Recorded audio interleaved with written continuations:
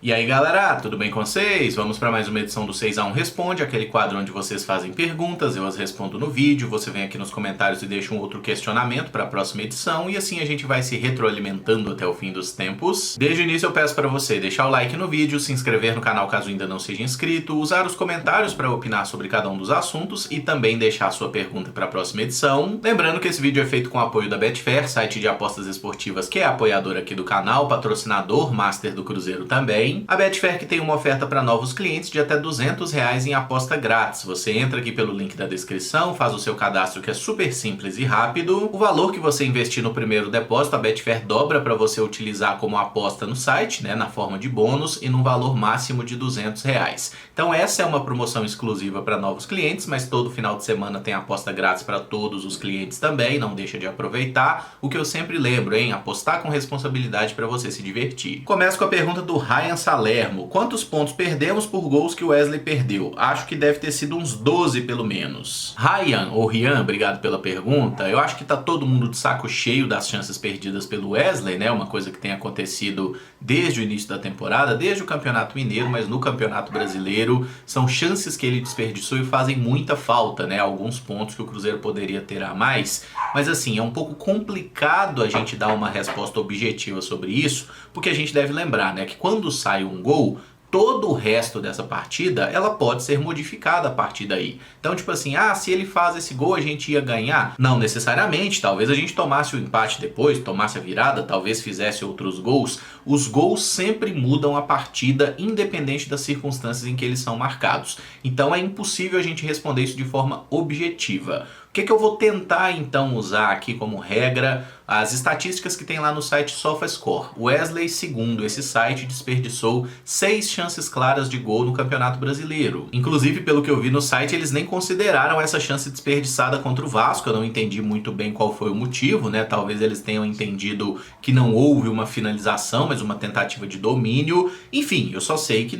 é bem claro que o Wesley desperdiçou um gol feito na partida contra o Vasco. Uma chance que não é que qualquer atacante tem que fazer. Qualquer jogador de futebol tem que fazer aquela chance, né? A bola foi cruzada, bate pro gol, irmão. Só bate e faz o gol, né? Não tem muito segredo. Mas vamos pela ordem então, né? Pegar aí as partidas em que o Wesley desperdiçou alguma chance clara de gol. O SofaScore lista uma na partida Cruzeiro 0, Atlético Mineiro 1. Uma cabeçada do Wesley que o goleiro Everson defende. Eu nem acho que seja assim uma chance clara perdida, eu acho que foi muito mais mérito do goleiro do Atlético. Mas o placar do jogo foi 1-0, se o Wesley tivesse feito esse gol, teríamos então um ponto. No jogo Bahia 2, Cruzeiro 2, em que o Wesley inclusive faz um gol, né, no primeiro tempo da partida, ele também desperdiça uma oportunidade de gol naquele dia. Como a gente empatou se o Wesley fizesse o gol, né, acrescentando esse gol, mais 2 pontos para o Cruzeiro. Então em 2 partidas, 3 pontos. No jogo Cruzeiro 1, São Paulo 0, o Wesley desperdiça uma boa chance, que inclusive vem depois de um passe do Matheus Vital. Ele chega todo torto e não consegue finalizar direito.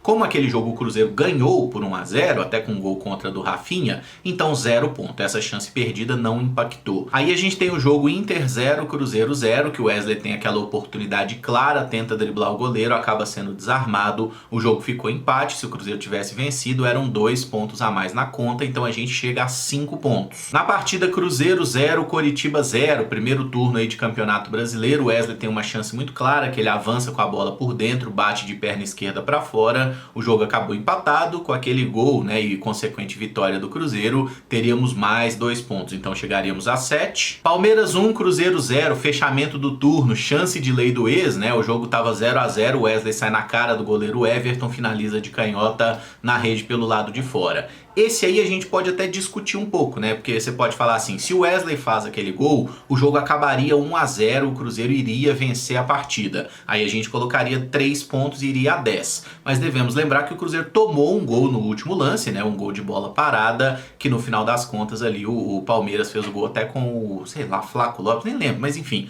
o Palmeiras fez o gol ali daquela jogada de bola parada. Então, como o jogo foi 1-0 pro Palmeiras e o Wesley perdeu uma chance, vamos considerar mais um ponto. ponto. Então a gente chega a 8. E ainda que o SofaScore não considere, eu considero que a chance perdida no Cruzeiro 2, Vasco 2 é uma chance clara de gol, não tem como defender. O Cruzeiro conquistou 1 ponto e poderia ter conquistado 3. Então eu diria que esses erros, né, de chances claras de gol do Wesley podem ter custado ao Cruzeiro 10 pontos. Mas acho importante fazer a ressalva que o futebol é um jogo coletivo e ainda que a gente esteja de saco cheio do Wesley, não gostaria de ver ele jogando nessa reta final de Campeonato Brasileiro, não dá pra gente fazer esse tipo de afirmação. O Wesley tirou 10 pontos do Cruzeiro. Não necessariamente, né? Teve o jogo contra o Santos, por exemplo, que a gente ganhou e ele fez os 2 gols da partida. Então ali o Wesley deu 3 pontos pro Cruzeiro.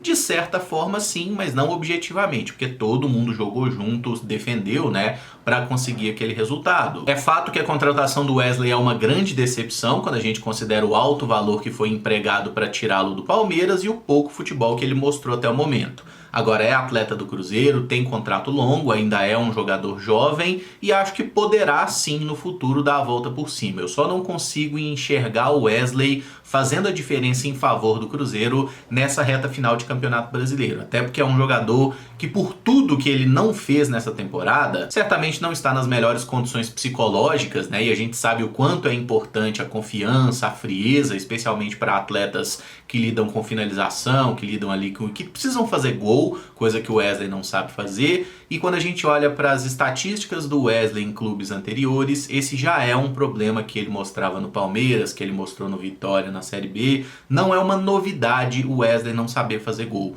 O Cruzeiro fez uma grande aposta achando que o Wesley iria jogar pelo Cruzeiro um futebol que ele ainda não tinha jogado na vida e infelizmente ele está sendo o mesmo Wesley que ele sempre foi. Diogo Alves Ferreira pergunta: se você pudesse ir a uma entrevista coletiva com o Ronaldo, o que perguntaria? Diogo, obrigado pela pergunta. Gostei muito desse questionamento, né? Porque me fez bolar aqui algumas coisas assim na cabeça, mas eu acho que tem 2 perguntas que eu gostaria muito de fazer pro Ronaldo. A primeira delas: Ronaldo, você realmente é dono do Cruzeiro ou você é testa de ferro de alguém? E aí eu até colocaria na pergunta se você é testa de ferro da XP Investimentos, porque eu acho que o processo de compra do Cruzeiro, né, pela Tara Sports, a empresa do Ronaldo, ele foi extremamente nebuloso e quem conduziu a compra foi a XP Investimentos. Então eu gostaria de perguntar diretamente para o Ronaldo, até para saber como ele iria responder essa questão. Acho que ele iria responder muito bem, afinal ele tem um media training, né, iria dizer que não e tudo mais, mas é uma pergunta que eu gostaria que fosse feita para ele diretamente. Não é uma acusação, é uma pergunta, e aí cabe a ele responder. E outra pergunta que eu gostaria de fazer para o Ronaldo, essa mais focada na questão esportiva mesmo,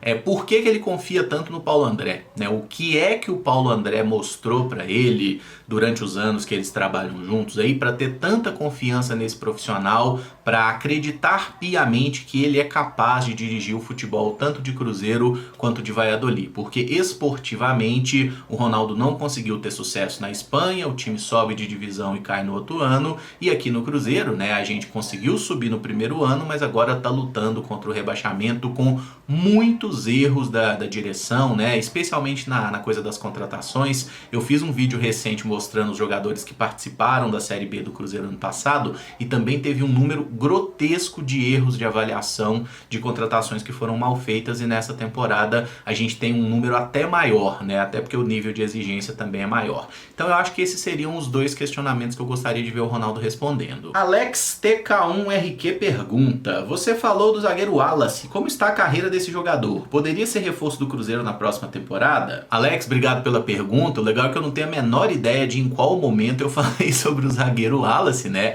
Mas enfim, é porque eu seleciono as perguntas que vocês vão mandando, né? Coloco elas ali guardadas e em determinado momento que eu acho que cabe, eu coloco esse questionamento pra gente falar sobre isso. Tem umas 40 perguntas arquivadas aqui, inclusive se elas estão marcadas aí com coraçãozinho, elas podem aparecer a qualquer momento. Pra quem não ligou o nome à pessoa, o Wallace é aquele zagueiro que foi formado na base do Cruzeiro, né? Que estreou profissionalmente em 2013, começou a jogar com mais regularidade em 2014 e foi vendido para o futebol europeu, né? Inclusive ele foi vendido para o Jorge Mendes, o grande grande empresário português, rodou por vários clubes. Ele jogou um tempo no Mônaco da França, foi bem, na Lazio da Itália também ele começou bem, aí teve uma queda de desempenho, foi parar no Braga, no clube português, depois foi jogar no futebol turco, estava jogando na China e em setembro agora de 2023 ele se transferiu para um time dos Emirados Árabes, Al Ittihad Kalba, que é o nome do time, e até o momento que eu tô fechando esse vídeo ele já jogou 3 partidas por lá, ainda não balançou as redes. Não sei dizer para você como tá o nível técnico do Wallace recentemente, as estatísticas dele não são ruins, eu vi que ele conquistou título no futebol chinês recentemente, então assim, era um zagueiro de um nível técnico muito bom nos primeiros anos de Europa também, certamente teve uma queda, né, pro cara sair da Lazio e jogar na Turquia, Portugal, China, é porque ele não conseguiu manter esse mais alto rendimento e é um jogador que atualmente está com 29 anos, então ainda tem alguma lenha para queimar. A questão é, o Cruzeiro já tem um grande número de zagueiros aqui no plantel, eu não estou dizendo que são zagueiros bons, mas a gente tem um grande número de zagueiros e acho que a diretoria não deve investir em novos jogadores para o setor. E como o Wallace recentemente se transferiu para um clube do mundo árabe, né, e a gente sabe que por lá a galera tem muito dinheiro, paga salários muito bons também, acho que não é o jogador que está no alvo do Cruzeiro para ser repatriado num futuro breve, tá? Então assim, a última partida que eu vi do Wallace, que eu me lembro, ele estava jogando no Braga, tá? E nem estava jogando muito bem, isso tem bons anos, inclusive, então eu não tenho uma condição de fazer uma avaliação muito criteriosa sobre o atual nível dele. Mas está vivendo a vida dele, ganhando dinheiro lá, tocando a carreira, e foi um jogador que ajudou o Cruzeiro, né? Nem tanto tecnicamente, porque ele jogou menos de 10 partidas, mas financeiramente foi uma grande venda. O Cruzeiro recebeu quase 10 milhões de euros nele. Caio Raposo pergunta, se vier uma proposta de 5 milhões de euros pelo Marlon e uma de 5 milhões de euros pelo Kaique, qual dos dois você venderia? Caio, obrigado pela pergunta, acho esse um bom questionamento também. Vindo propostas idênticas pelos dois laterais esquerdos do Cruzeiro, eu venderia o Marlon, porque o Marlon já é um jogador mais velho, já teve passagem, né, pelo Cruzeiro, já passou pela Turquia, passou por Portugal, mas é um cara mais rodado, e eu acho que o Marlon, ele está jogando atualmente no melhor nível que ele pode apresentar na carreira, tá? E acho que o Marlon teve uma queda de desempenho, é verdade, ele começou muito bem a temporada, o time caiu, ele caiu também, mas enfim, eu acho que o Marlon é um bom lateral esquerdo, mas ele não vai conseguir fazer muito melhor que isso. Com relação ao Kaique, é um jogador de 20 anos que me parece ter muito mais potencial, sabe? Inclusive na parte ofensiva, de chegar à linha de fundo, fazer cruzamento, eu acho que o Kaique é muito bom nisso. É claro que ele jogou pouco, né? Acho que o nível atual do Kaique, ele é melhor que o Marlon. Eu acho que é parecido, mas eu entendo o Marlon ser titular, até por ser um pouco mais experiente, e o Kaique ser reserva dele, embora não veria com maus olhos uma rotação entre eles, né? Que o Marlon jogasse umas partidas, o Kaique jogasse outras, porque acho que nós temos dois bons laterais. Mas eu vejo o Kaique com um potencial muito grande, uma progressão, né? Ele vai evoluir muito o seu futebol, especialmente se tiver uma sequência de partidas, e o Marlon eu acho que já está no seu limite máximo. Então, tendo a mesma proposta pelos dois, eu venderia o Marlon. Lucas Guilherme pergunta, caso o Cruzeiro caia, jogar a Série B com os garotos da base seria uma opção melhor do que manter esse atual elenco? Lucas, obrigado pela pergunta, já vamos começar batendo nessa madeira aí, né? Pelo amor de Deus, o Cruzeiro não pode ser rebaixado não, cara, tá? Não vamos cair não, Cruzeiro, vamos firmar o talo aí, ó, estamos com 41 pontos, faltam 4 jogos, dá pra gente se salvar. Agora, eu vou responder a sua pergunta de uma forma até mais abrangente.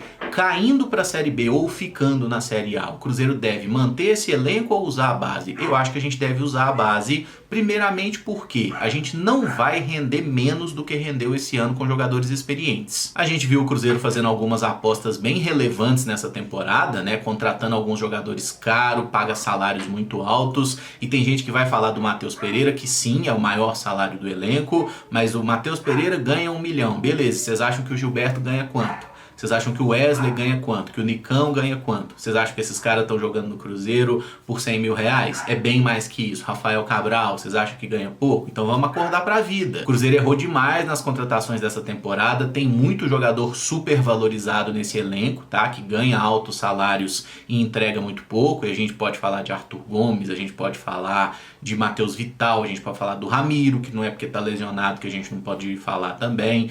Enfim, tem muito jogador nesse elenco do Cruzeiro, tá? Que tem salário muito alto e entregou muito pouco pro time na temporada. Até por isso, eu sempre defendo, sempre defendi e vou continuar defendendo. Se você tem bons jogadores no seu sub-20, usa esses caras. Olha as partidas que o Japa tem feito recentemente. O que eu tô falando do Japa há muito tempo? Ele é pior que o Vital, gente? Não é. E é sempre bom lembrar que antes do Campeonato Brasileiro, seja Série B ou Série A, a gente tem a disputa do Campeonato Estadual, o Campeonato Mineiro, que é um momento extremamente propício para você utilizar jovens jogadores. O Cruzeiro tem uma série de jogadores jovens de potencial, mostraram isso nessa temporada e acho que eles merecem sim uma oportunidade de jogar, de ter alguma sequência no Cruzeiro. São craques, eu não tô falando que são craques, até porque craque pra mim eu acho que existem poucos aí no futebol brasileiro. Craque talvez o Cruzeiro não tenha nenhum, mas tem jogadores úteis, jogadores que podem funcionar muito bem, podem fazer seus golzinhos. Não precisa ser craque para ser bom jogador. E se porventura o Cruzeiro for rebaixado, que é um cenário que reduz ainda mais a capacidade de investimento do clube, eu acho que é extremamente necessário que o Cruzeiro consiga se livrar de algumas peças que custam muito e rendem pouco dentro de campo, né? Até para potencializar esses jogadores. Mas mesmo ficando na Série A, eu não acho que o Cruzeiro deva fazer grandes investimentos em contratações, até considerando o histórico dessa diretoria. É uma diretoria que é muito ruim na observação de jogadores, contrata muito mal e paga muito caro em jogador medíocre. Outro Lucas, agora o Lucas Martins pergunta: sobre o novo contrato do Cruzeiro com o Mineirão, existe possibilidade de caracterizar as cores do clube? Banco, sei que a fachada é tombada, mas uma pintura é considerada como alteração ou apenas mudanças estruturais? Ter o Mineirão azul seria maravilhoso em vez de cimento. Lucas, obrigado pela pergunta. Esse é um questionamento que eu sinceramente não sei te responder, cara. Inclusive eu até coloco porque às vezes alguém tem um pouco mais de informação e pode nos ajudar a esclarecer esse ponto. Primeiramente, a gente precisaria ter acesso ao contrato, né? O contrato que está para ser assinado, eu acho que nem foi assinado efetivamente ainda, mas a gente precisaria ter acesso a esse contrato para saber os detalhes, né? As minúcias aí do que pode e do que não pode. Como você pontuou muito bem, a alteração na fachada do Mineirão é fora de cogitação, é tombada e nem tem que mudar. Eu acho a fachada do Mineirão maravilhosa como é. Personalizar o estádio em azul, tipo pintar o concreto ali, cara, eu sinceramente acho que não poderia e nem sei se ficaria necessariamente muito bonito, mas as cadeiras com certeza pode ser mudado, né? Até porque se a gente lembrar um pouquinho, o Mineirão tem essas cadeiras branca e cinza, mas já teve cadeira vermelha, né? Que tinha até aquele semig que ficava ali no portão 7A, né? Quando a gente via o estádio vazio. Então acho que sim, cadeiras azuis é algo que poderia ser implementado e na minha opinião ficaria muito bonito. Já daria uma identidade visual bem mais próxima do que a gente quer no nosso estádio, né? Agora, para ter essa certeza, essa confirmação do que poderia ou não, a gente precisaria ter acesso ao contrato detalhado, com todas as especificações, coisa que não temos, tá? Mas acho que as cadeiras azuis, pelo menos, já dariam um upgrade legal, né? E dá pra fazer mais coisa aí, cara. A própria questão de usar as bandeiras ali, como tem aquele Toca da Raposa 3, né? Que nem ficou em alguns jogos ali. Enfim, eu acho que tudo isso pode ser feito para que a gente tenha um Mineirão cada vez mais com a cara do Cruzeiro, até porque é a nossa casa. E o Rinaldo Vinícius pergunta: na sua visão, qual time nosso teve uma expectativa e uma probabilidade maior de ser campeão da Libertadores? 2011, 14 ou 2018? Rinaldo, obrigado pela pergunta. Eu acho que dentro de certas circunstâncias, os três times aí poderiam ter conquistado a Libertadores. 2011 era um time que estava iluminado na primeira fase, Barcelona das Américas, e botou tudo a perder numa noite extremamente infeliz na Arena do Jacaré, que infelizmente eu estava lá, inclusive. 2014 eu vou falar daqui a pouco, porque para mim é a maior chance de título que o Cruzeiro desperdiçou. E 2018, cara, ainda que o Cruzeiro poderia ter feito coisa melhor, porque a gente tinha um bom time, estávamos ganhando de 1-0 do Boca Juniors e o Raniel perde uma chance inacreditável de gol. E não faz mal lembrar que o Cruzeiro foi sensivelmente prejudicado no jogo de ida lá na Bomboneira, né, com a expulsão injusta do Dedé quando o jogo estava 1-0. Depois a gente toma o segundo gol com um homem a menos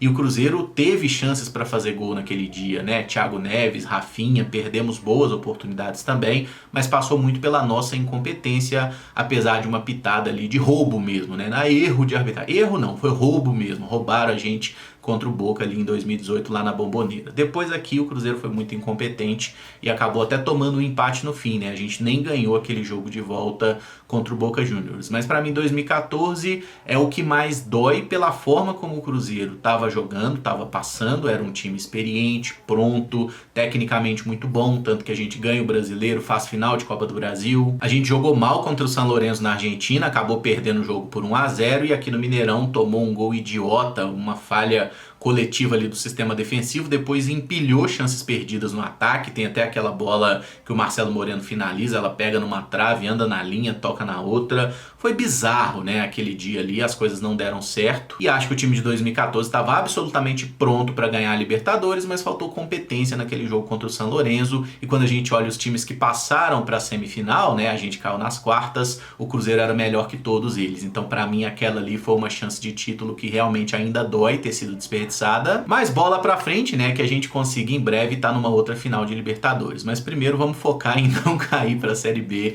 é o objetivo que temos para hoje. E eu encerro esse vídeo por aqui. Se você gostou, eu peço que deixe o like, se inscreva no canal caso ainda não seja inscrito, use os comentários para opinar sobre cada um dos assuntos, deixar também a sua pergunta para a próxima edição. Todos os questionamentos que foram feitos a mim, você pode responder aí nos comentários também, que tá tudo certo. E amanhã a gente tá de volta com os vídeos de notícia. Muito obrigado por acompanhar, um abraço e até o próximo vídeo. Valeu!